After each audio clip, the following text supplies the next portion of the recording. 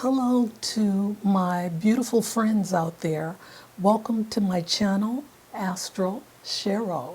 And this is your monthly forecast for October 2025.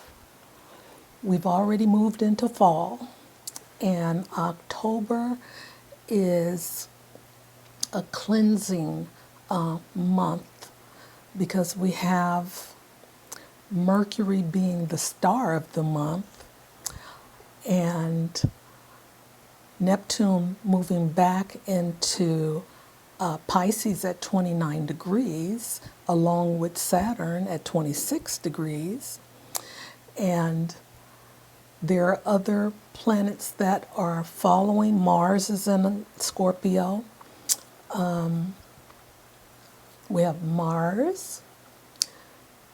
Mercury is going to start out in Libra, but we have Mars, Neptune, Saturn, and then we have the Sun, and Mercury will also move into Scorpio this month. So there's an emphasis on the water. Okay, water represents reflection. It also represents what you can't see. Okay, it is a portal as well. So with this water energy happening this month, we have this it's a recalibration. Neptune and Saturn moving back into Pisces is the opportunity, and the last one, to make sure that we have brought the things up that we need to let go of.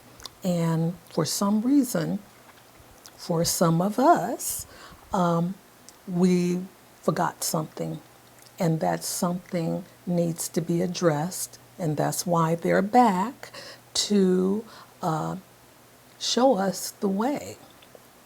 Okay, and then we have Pluto in Aquarius stationing direct, and with that direct motion, the retrograde already brought things to the surface. Now that it's at the surface,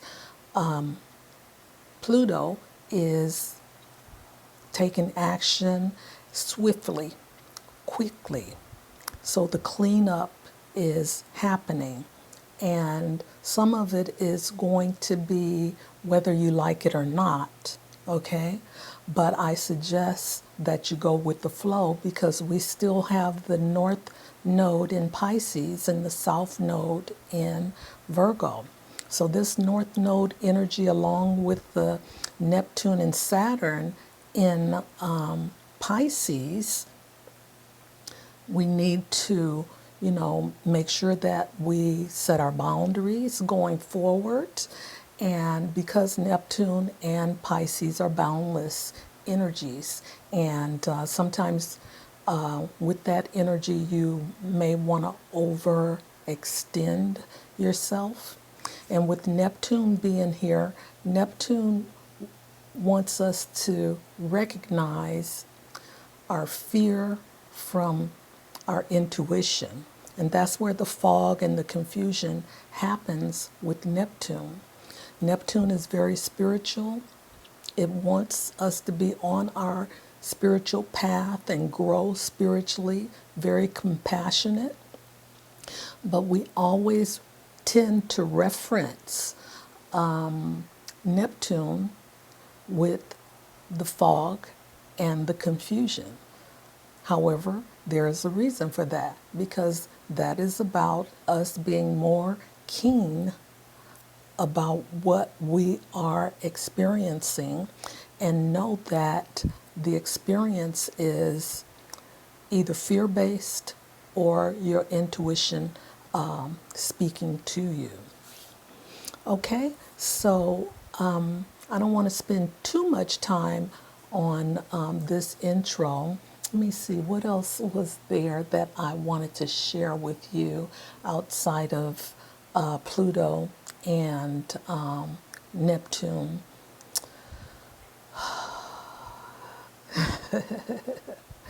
Okay, well, oh, all right. We do have the full moon in Aries, and that's happening on the 6th of this month.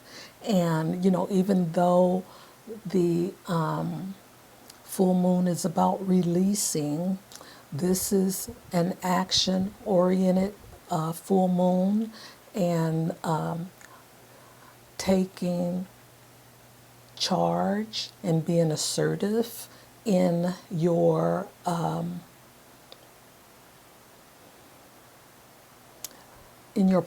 persona, period.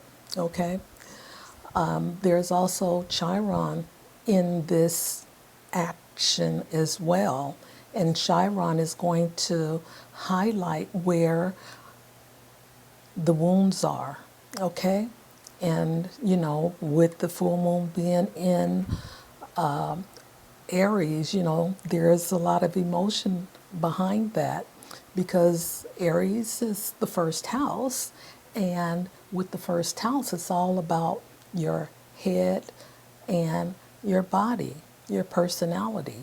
So, somewhere, with this Aries full moon, you are needing to heal a certain part of yourself. And there's, so much healing going on this month with Neptune, Chiron, and Pluto. But for the most part, Pluto is about the collective, okay? But, there's still some personal issues for each of us. So let's talk about the rest in the forecast. So I'll see you there.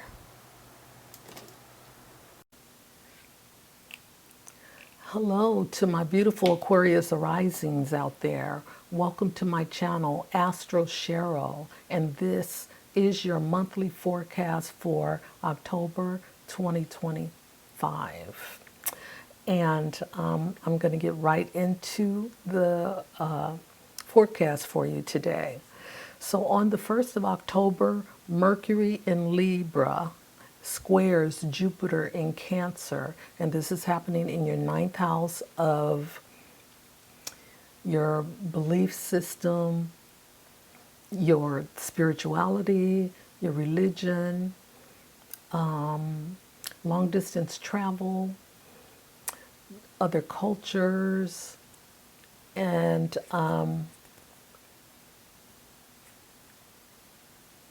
teaching, philosophy, and publishing. Okay, that's your 9th house. Now your 6th house is your daily routine, your health, your workplace, your being of service, and your workmates. Okay, so you may feel pulled in two different directions here because we have a square and there's tension there.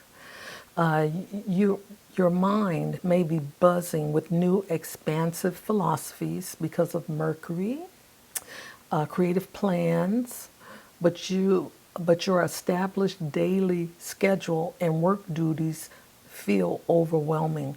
Okay, this can cause mental stress and confusion. You may never you may overcommit to projects or make plans that don't align with the emotional reality or daily logistics of your job right now. It's crucial to be clear and diplomatic in your communication with colleagues, and that's Libra. You may tend to be diplomatic and consider every point of view You may tend to be diplomatic and consider every point of view, which may prevent you from addressing a specific detail-oriented issue that needs attention in your daily life or work. You may tend to talk rather than listen as well. And that, that could get you in some misunderstandings as well, or lack of communication. So on the third, we have Mercury in Libra opposing Chiron. Chiron is the wounded healer, and this transit is in the sign of Aries. Okay, so we all have Chiron in our chart, but we don't all have it in the same sign. Okay, so with that being said, wherever Chiron is in Aries in your chart, that's the area that Chiron is working on for you, on your behalf. Okay? So in this case, because you're Aquarius rising, your Aries is in your third house, and Libra is in your ninth house. So your ninth house is your belief system, your religious calling, spirituality, higher learning, foreign cultures, long distance travel, philosophies, teachers, and publishing. And your third house is about your basic communication, short trips, your neighborhood, and your siblings. Okay, so this is an opposition between the two, so this is definitely a strong pull.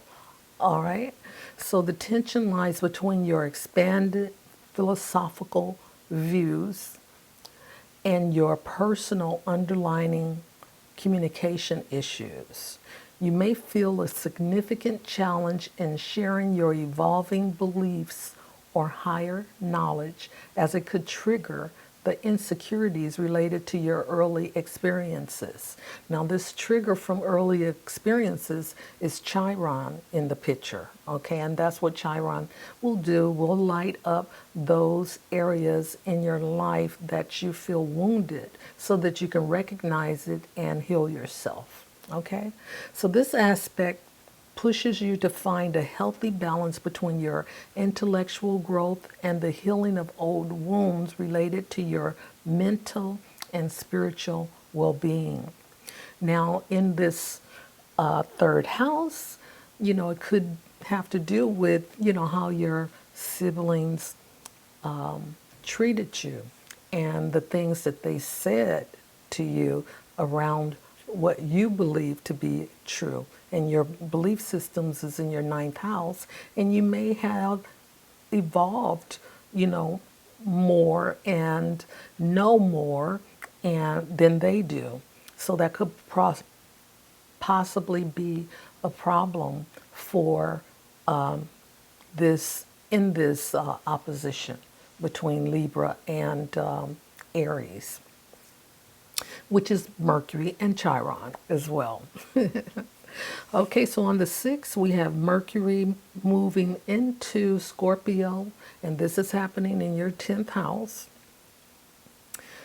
So you may be more ambitious and goal-oriented in your professional pursuits. You may receive promotions, gain respect in the public domain, or find new opportunities for professional growth. This is a time for learning, research, and exploring hidden aspects of your chosen field. That's the Scorpio in Mercury part. Okay, your intense expression may cause misunderstandings or power dynamics in your interactions. Again, that's Scorpio energy.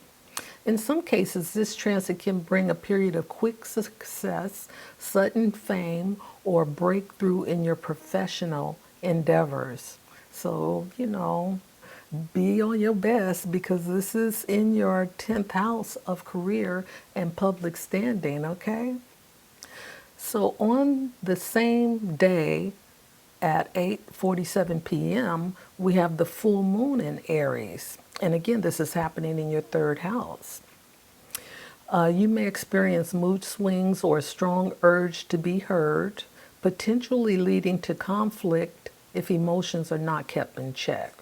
And we know, you know, how the moon can affect us. And in Aries, that could be, a heated discussion. A desire for authenticity in communication is strong, and it's an opportune time to have honest conversations. You may feel mentally charged with a surge of ideas and an urge to learn or share your information. Okay.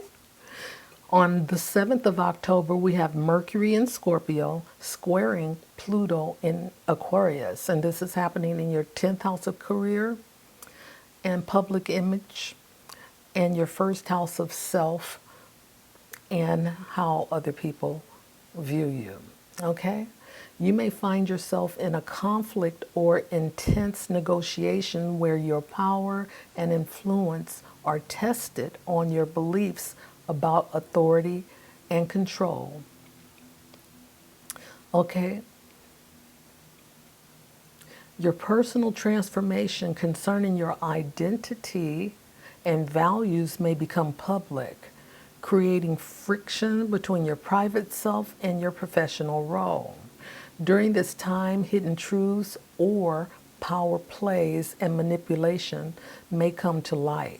You may change your career path or your public goals around this time. Now, this is some transformative energy here with this square with Pluto and Aquarius, because Pluto is in your first house, and this is about your transforming forming energy. And there is opportunity for growth there as well. So Pluto in Aquarius is going to be transforming our governmental system and us personally for the next 7 years. So, and things are going to be moving rapidly, just so you know. And we're in the beginning of all of this change that's happening for us. And new technologies are already showing up as a way into the future. Okay? So Venus moves into Libra, the sign that she owns, and this is happening in your 9th house of higher education, philosophy, spirituality, other cultures, long distance travel, publishing, and teaching. Okay, so you may be drawn to traveling to foreign places to experience the beauty and the culture. Okay, seeking a harmonious and an aesthetically pleasing journey is what you want to find with Venus and Libra here. You may find pleasure in philosophical discussions, potentially connecting with like-minded individuals, or finding harmony within different spiritual or belief systems. Great. You may be drawn to subjects that promote beauty, balance, and art, and you may find a career in fields that blend creativity and knowledge. Your quest for knowledge, truth, and meaning will be driven by a desire for beauty, balance, and connection. Wow, this is a great head space to be in, especially with all the, with the Pluto being activated in Aquarius and Neptune being activated in Pisces. These are some, hard knocks, but, having a refresher with Libra here is helpful. So on the 14th, Pluto in Aquarius stations direct, And this again is in your first house of self. Okay, you may experience fundamental changes in your self-perception, appearance, or the way you interact with the world. This is a powerful time to bring awareness to your deepest fears, repressed desires, and shadow aspects that have been holding you back. So, this is an opportunity to reclaim your personal power and emerge as a genuine version of yourself. Okay? And this is transformative energy that Pluto brings to all of us. Okay? But in this case, Aquarius Rising is in your first house, so it has all to do about you, all to do with you. So on the 16th, we have the Sun in Libra, and it squares Jupiter in Cancer. And again, this is affecting the ninth and the 6th house. Okay, so you may have grand ideas or a desire for travel, or further your education. But you may struggle with daily routines of health or health issues, okay, because that's the 6th house. So you may experience challenges or disagreements with superiors or mentors, or conflict between your personal beliefs and your professional duties. Okay, this aspect can create a struggle to balance your intellectual pursuits, spiritual growth, or academic goals with the more immediate need of your daily and work routines. Okay, so your ninth house is, it's about higher thinking. And your 6th house is like the mundane stuff, that you have to perform on a daily basis. Okay, so on the 21st, we have the new moon in Libra, and this is happening at 5:25 a.m. in your ninth house. Okay, so there's a lot of action going on, Aquarius rising for you in your ninth house. So, your eyes are wide open. So this is an excellent time to expand your understanding of the world by engaging with different cultures, philosophies, or religions. You may feel drawn to spiritual or religious matters, or you may have a desire to break out of routine to seek new experiences and a greater sense of meaning. Take a leap of faith at this time towards a new path or purpose that aligns with your heart's desires. Okay? And there could be, people around you that don't want to see this happen. But set your intentions because they are yours, and try not to live in fear, because when you start to take charge and empower yourself, other people see you as a threat. So just so you know. So on the 23rd, we have Neptune retrograding back to 29 degrees of Pisces. This is happening in your 2nd house. And this is the last retrograde for some years for Neptune in Pisces.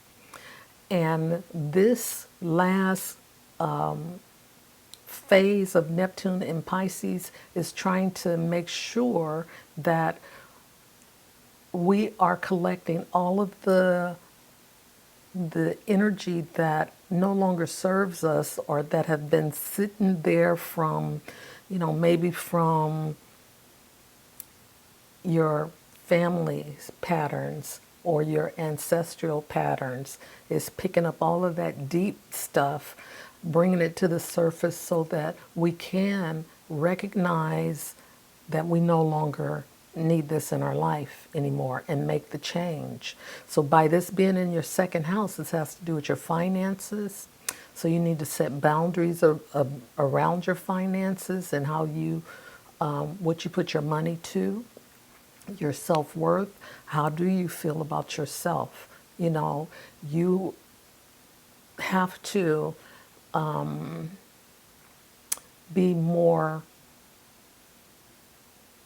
comfortable with who you are, because Pisces is a deeply sensitive and emotional being energy. And a lot of times, some people don't like what they see in this Piscean energy. So, you have to love yourself more.